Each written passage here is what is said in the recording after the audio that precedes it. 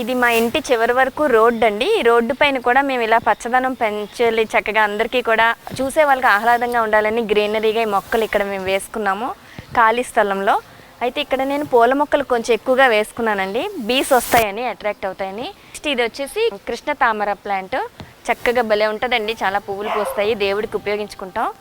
వంగ మొక్కలండి ఇవి, వంకాయ, ఇది కూడా తెల్ల వంకాయ మొక్క అండి.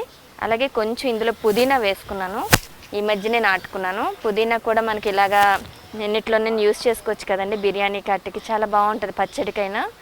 ఇది చిక్కుడు మొక్క అండి, చెట్టు చిక్కుడు అంటారు. ఇదిగోండి పోత ఇలా ఉంటుంది. నేను మొన్ననే ఇవి కట్ చేశాను అనమాట, చక్కగా చాలా వస్తాయండి, ఒక్క చెట్టుకే చాలా కాయలు వస్తాయి. ఇవి టొమాటో ప్లాంట్స్ అండి. ఇవన్నీ కూడా నేను చెర్రీ టొమాటోస్ వేసుకున్నాను, చెర్రీ టొమాటో ప్లాంట్. ఇది ఇక్కడ ఇదంతా చెర్రీ టొమాటోనండి. చూడండి, ఇవన్నీ చూడండి ఎంత బాగున్నాయో. ఆర్గానిక్గా పెంచుకుంటున్నాం, ఎంతో టేస్టీగా కూడా ఉంటాయండి ఈ